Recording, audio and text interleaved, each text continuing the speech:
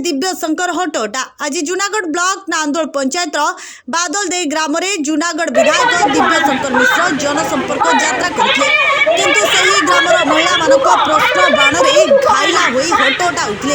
सूचना योग्य जे नांदोल पंचायत 80 रु ऊर्ध्व परिवार जारिंग ठारे थिबा पतरा जमी चाष कर परिवार प्रतिपोषण कर सरकार को खंजुड़ा बांधुले किंतु ए जमी को सरकार इडको को बिक्री कर देते। वर्तमान ए जमी इथानल फैक्ट्री निर्माण चली अनेक गरीब लोक चाष कर गुजराण मेंटाउथिबा बेले एमानक पेटरे लात मारुथिले। विधायक ठारू आरंभ कर जिलापाल मुख्यमंत्री को जणाइथिले सुद्धा कौनसी सुफल मिल नथिला। सही समय विधायक को मध्य लोके अनुरोध एवं विरोध करथिले। आज जनसंपर्क पदयात्रा समय मध्य ग्रामर महिला माने विरोध करथिले। ब्यूरो रिपोर्ट पश्चिम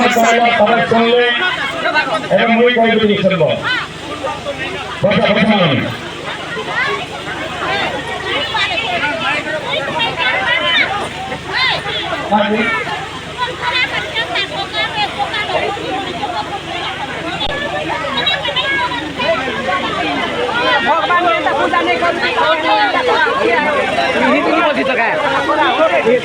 भगवान